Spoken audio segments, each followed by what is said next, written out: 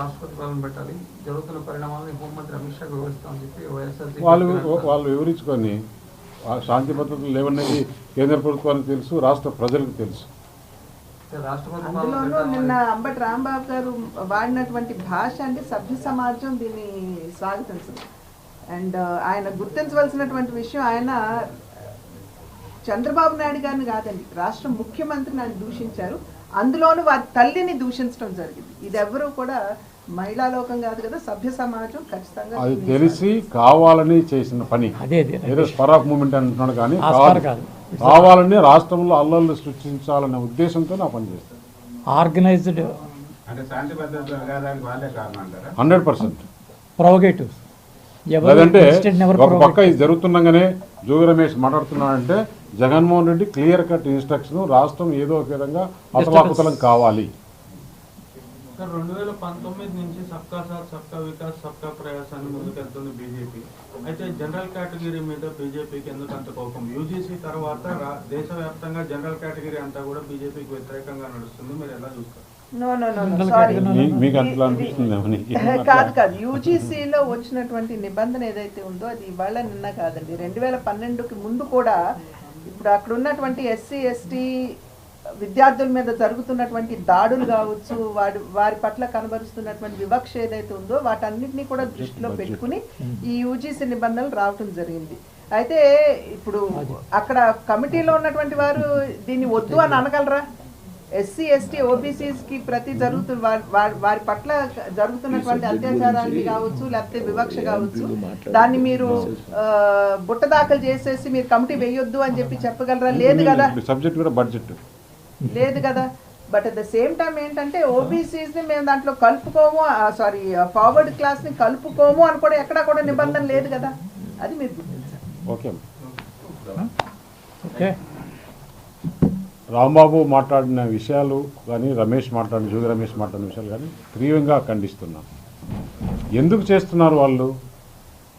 ఆంధ్రప్రదేశ్ ప్రభుత్వం, ఈ కూటమి ప్రభుత్వం అన్ని విధాలుగా ముందుకెళ్తుంది. ఇండస్ట్రియల్గా, లా అండ్ ఆర్డర్లో కానీ, అలాగే వెల్ఫేర్ స్కీమ్స్, మంత్లీ కరెక్ట్గా పెన్షన్స్, శాలరీస్ ఇవన్నీ ఆంధ్రప్రదేశ్ అభివృద్ధిలో పోతుంది. కేంద్ర ప్రభుత్వం, ప్రధానమంత్రి నరేంద్ర మోడీ సపోర్ట్ చేస్తున్నారు అనే ఉద్దేశంతో ఈ ఆంధ్రప్రదేశ్లో చూస్తే చంద్రబాబు నాయుడు ఏమో కన్స్ట్రక్టివ్ మోడ్, జగన్మోహన్ రెడ్డి ఏమో డిస్ట్రక్టివ్ మోడ్. వాళ్ళు డిస్టర్బ్ చేసి ఏదో ఒక విధంగా ఆంధ్రప్రదేశ్లో వాతావరణాన్ని పాడు చేయాలనే ఉద్దేశంతో వాళ్ళు చేసే పని. ఏదో స్పర్ ఆఫ్ మూమెంట్లో నేను మాట్లాడాను, నోరు జారింది అనేది కాదు, కావాలనే మాట్లాడుతున్నారు. నేను దయచేసి ఒకటే చెప్తున్నా కూటమి నాయకులకి అందరికీ కూడా, తెలుగుదేశం వారికి, కార్యకర్తలకి, నాయకులకి, వాళ్ళు వేసిన ట్రాప్ ఇది. ఆ ట్రాప్లో పడద్దు. వారికి మనకి ఏంటి తేడా? వారు గత 5 సంవత్సరాలలో రాష్ట్రంలో నోటికొచ్చినట్లు మాట్లాడి ఎక్కడ చూసినా కూడా అల్లర్లు సృష్టించితేనే ప్రజలు వాళ్ళని శిక్షించారు. అది రివర్స్ ఇప్పుడు చేయాలనే ప్రయత్నంలో వైఎస్ఆర్ కాంగ్రెస్ పార్టీ చేస్తుంది. ఆ ట్రాప్లో ఎవరు పడద్దు. ప్రజలు వాళ్ళని శిక్షిస్తారు. ఆల్రెడీ శిక్షించారు, ఇంకా కూడా 11 సీట్లు కూడా రాకుండా శిక్షిస్తారు. కానీ మనం మాత్రం ఎలాంటి తప్పులు చేయకూడదు. ఎందుకంటే కూటమి లా అండ్ ఆర్డర్ కాపాడుతాడు. ప్రధానమంత్రి నరేంద్ర మోడీ గారి నేతృత్వంలో ఈ రాష్ట్రం ముందుకెళ్తుందని ఆలోచనలో ప్రజలు ఉన్నప్పుడు వారిని డైవర్ట్ చేసేదానికి ఈ డైవర్ట్ పాలిటిక్స్ వాళ్ళు ట్రాప్ చేస్తున్నారు. ఆ ట్రాప్లో ఎవరు పడద్దని చెప్పేసి నేను దయచేసి విజ్ఞప్తి చేస్తున్నా.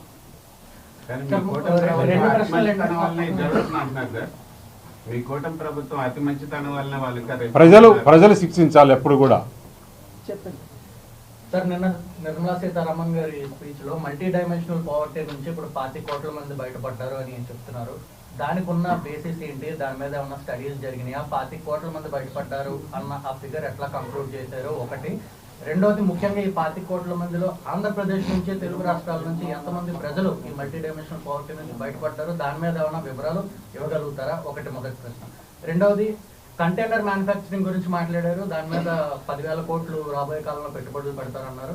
దీని గురించి టాటా స్టీల్ కానీ, జిందాల్ స్టీల్ కానీ ఆసక్తి కనబడుతుంది అన్న ప్రస్తావన వచ్చింది. సో వైజాగ్ స్టీల్ ప్లాంట్ పాత్ర ఏమైనా ఉండబోతుందా? ఒకవేళ ఉంటే ఏ రకంగా ఉండబోవచ్చు? ఒకవేళ ఉండకపోతే ఎందుకు ఉండబోతుంది? దాని గురించి ఏమన్నా మొదటి ప్రశ్నకి టెండూల్కర్ కమిటీ భారత ప్రభుత్వం భారతదేశంలో ఉన్నటువంటి పోవర్టీ అసెస్మెంట్ మీద సంబంధించి ఒక కమిటీని కాన్స్టిట్యూట్ చేయడం జరిగింది. టెండూల్కర్ కమిటీ భారత ప్రభుత్వానికి ఇచ్చినటువంటి నివేదికలో పోవర్టీస్ని 2 లైన్స్ తీసుకున్నాం. ఒకటి బీపీఎల్ బిలో పోవర్టీ లేదు, ఒకటి కొద్దిగా సస్టైనబిలిటీకి సంబంధించి. అంటే పేదరికంలో మార్పు ఇటీవల కాలంలో సమాజంలో చాలా వరకు వచ్చింది.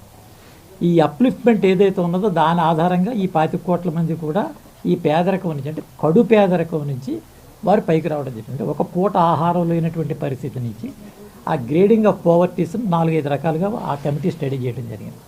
ఈ అప్లిఫ్ట్మెంట్ ఏదైతే ఉన్నదో ఇది కేవలం ఇండియన్ గవర్నమెంట్ అసెస్ చేసి ఇచ్చినటువంటి ఈ కమిటీయే కాదు. ఇందాక వారి ప్రసంగంలో స్పష్టంగా చెప్పారు, international monitoring fund, world bank కూడా వాళ్ళ యొక్క స్టడీస్లో కూడా ఆ యొక్క రికార్డుని దాన్ని ధృవీకరించారు. అది దాని మొదటికి సంబంధించిన విషయం. రెండోది ఈ స్టీల్కి సంబంధించిన విషయం. ఇప్పుడు container manufacturing is a different company, Visakha steel plant is a different company. ఇప్పుడు నీకు ఒక మంచి ప్యాంట్ షర్ట్ కావాలి, నీకు ఎక్కడ బాగా దొరుకుతుంది, ఎక్కడ తక్కువ దొరుకుతుంది, నీకు ఎక్కడ సూట్ అవుతుందంటే అక్కడ తీసుకుంటావు. అంతేగాని ఎప్పుడైతే ఇలాంటి ఇండస్ట్రీస్ వస్తూ ఉంటాయో డెఫినెట్గా అన్ని స్టీల్ ఇండస్ట్రీస్కి డిమాండ్ ఉంటుంది, రేట్ వస్తుంది. ఒకదానికి ఒకటి లింక్ చేయలేదు. సరే, 16th finance commission revenue deficit grants ని మొత్తంగా ఎత్తేయటం వల్ల మన స్టేట్ ముఖ్యంగా ఏపీకే దాదాపు 25,000-30,000 కోట్లు నష్టం అవుతుంది. తర్వాత జీరామ్జీ వల్ల కూడా ఏపీకి కూడా 5-6,000 కోట్లు నష్టం జరుగుతుంది. సో దీన్ని ఎట్లా భర్తీ చేయాలి?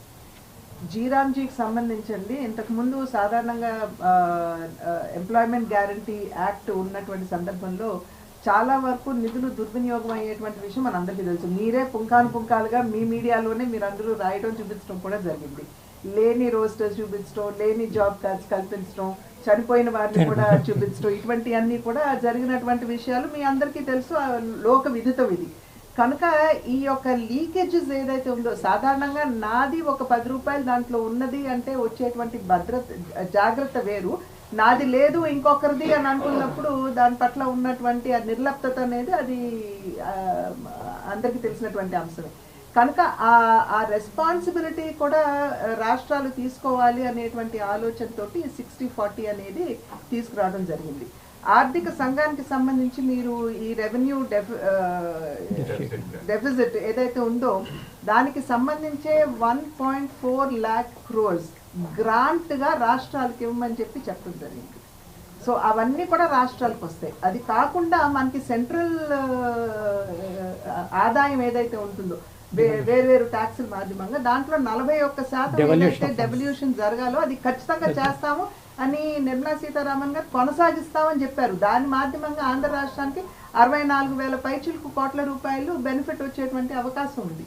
కనుక ఖచ్చితంగా ఏంటంటే రాష్ట్రాలని అట్లా ఇబ్బంది పెట్టేటువంటి పరిస్థితి ఖచ్చితంగా ఉంటుంది. కానీ 60-40 వల్ల జీరామ్జీలో 60-40 వల్ల పనులు జరుగుతాయా? పనులు స్టేట్ బాధ్యత తీసుకుంటుందని కదండి. నేను ఇందాక అన్నట్లుగా నా రూపాయి కూడా దాంట్లో ఉన్నది అంటే దాంతో వచ్చే చికెన్ కావచ్చు, గార్నెట్ కావచ్చు, ఇవన్నీ కూడా మనకి అక్కడ దొరికేటువంటి నేపథ్యం. శ్రీకాకుళం, విశాఖపట్నం, నెల్లూరులో ప్రత్యేకించి ఇవన్నీ ఉన్నాయని చెప్పి మనకు తెలియవచ్చినటువంటి విషయం. వీటికి సంబంధించినటువంటి మైనింగ్ ఏదైతే ఉందో కొన్నింటిని ఆంధ్ర రాష్ట్రానికి ఆల్రెడీ ఇచ్చారు.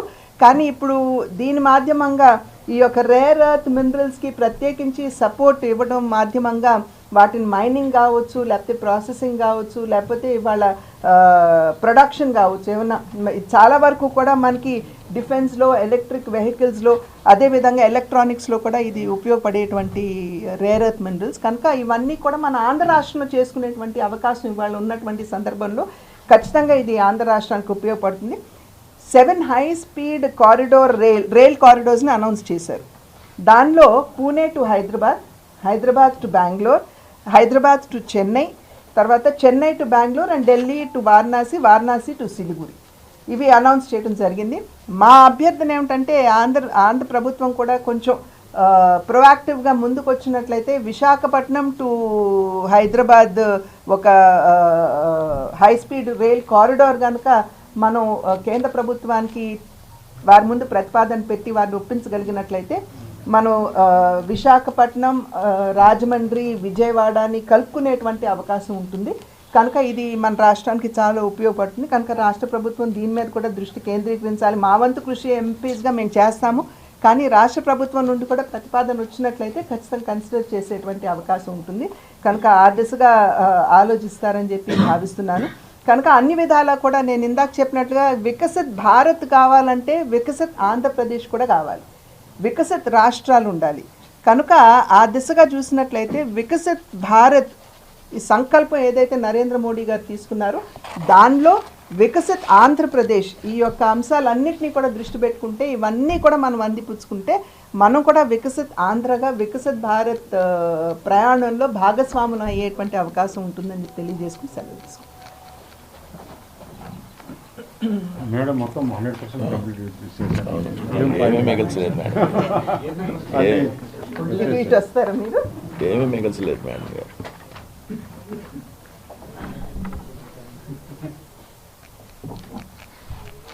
మొత్తం A to Z Nirmala Sitharaman గారి ప్రింట్ అంతా దింపేశారు. అందరికీ నమస్కారం అండి. ఎప్పుడైతే మన ప్రధానమంత్రి నరేంద్ర మోడీ గారు ప్రమాణ స్వీకారం చేశారో ఫస్ట్ బడ్జెట్ చూస్తే ఆ రోజు టోటల్ రెవెన్యూ భారతదేశం అంతా 12 లక్షల కోట్లు. ఈరోజు దాదాపు 35-36 లక్షల కోట్లు, అంటే 2 times 200% పెరిగింది. అది ముఖ్యంగా ప్రధానమంత్రి గారు ఎంత పగడ్బందీగా ఈ ట్యాక్సేషన్స్ కానీ కరప్షన్ లేకుండా, ఎక్కడ స్కామ్స్ లేకుండా జాగ్రత్తగా ఈ 12 సంవత్సరాలు తీసుకొని రావడం వల్ల మనకి రెవెన్యూస్ దాదాపు ఈరోజు ఇంత పెరిగాయంటే అది ఈ ప్రభుత్వం, ఎన్డీఏ ప్రభుత్వం ఘనత. ముఖ్యంగా ప్రధానమంత్రి నరేంద్ర మోడీ గారు, మన ఫైనాన్స్ మినిస్టర్ నిర్మలా సీతారామన్ గారు, క్యాబినెట్ అంతా కలిపి ఒక సమిష్టి కృషితో రావడం జరిగింది. ఇప్పుడు షార్ట్ టర్మ్ చూసుకోకుండా లాంగ్ టర్మ్లో వికసిత్ భారత్, వికసిత్ ఆంధ్రప్రదేశ్ ఏ విధంగా చేయాలనో ఆ విధంగా ముఖ్యంగా ఈ బడ్జెట్ రూపొందించడం జరిగింది. ఆంధ్రప్రదేశ్లో నిన్న కొంతమంది వైఎస్ఆర్సీపీ వాళ్ళు మాట్లాడుతున్నారు అసలు బడ్జెట్ గురించి, లేదంటే బడ్జెట్ ఏ విధంగా ఉంటుంది, ఎలా ఉండాలి, ఏం చేస్తే ఆంధ్రప్రదేశ్కి మేలు జరుగుతుంది, ఏం చేస్తే భారతదేశానికి మేలు జరుగుతుందనే ఆలోచన కానీ అవగాహన కానీ మాట్లాడిన వారికి ఎవరికి లేదు. వారు ఎంతసేపు ఉన్నా కానీ దోచుకుందామా, దాచుకుందామా, స్కాములు చేద్దామనే వాళ్ళకి ఈ బడ్జెట్ల గురించి, డెవలప్మెంట్ గురించి, ఏ విధంగా దేశం ముందుకెళ్తుంది, ఏ విధంగా మన ప్రధానమంత్రి నరేంద్ర మోడీ గారు ముందుకు తీసుకెళ్తున్నారు, ఆంధ్రప్రదేశ్లో కూటమి ప్రభుత్వం ఏ విధంగా ముందుకెళ్తుంది. ఎందుకంటే మనం చూసాం ముఖ్యంగా ఈ బడ్జెట్ చూస్తే ఎక్కువ ఆంధ్రప్రదేశ్కి మిగతా రాష్ట్రాలతో పోల్చుకుంటే ఆంధ్రప్రదేశ్కి ఎక్కువ బెనిఫిట్ ఉంది. ఎందువల్లంటే ఇప్పుడు వచ్చే టెక్నాలజీ బెనిఫిట్స్, అలాగే గ్రీన్ ఎనర్జీ, గ్రీన్ అమ్మోనియా ఇవన్నీ కూడా చాలా వరకు వెసులుబాటు కలిగించి ఈ బడ్జెట్లో ప్రోత్సాహాలు, PLI స్కీమ్స్ ఇవ్వడం జరిగింది. మిగతా స్కీమ్స్ అన్నీ కూడా మేడం గారు చాలా వివరంగా చెప్పారు. ఆంధ్రప్రదేశ్లో ఉండే వైసీపీ నాయకులకు కానీ మిగతా వాళ్ళకి కానీ ఈ బడ్జెట్ గురించి అవగాహన లేదు, వారికి అర్థం కాదు. కాకపోతే ఒకసారి డీటెయిల్గా కూడా ఒకసారి మళ్ళీ బడ్జెట్ చదువుకొని ప్రెస్ మీట్ పెట్టాలని తెలియజేస్తాం. వైసీపీ వాళ్ళు సార్ కూడా మాట్లాడండి.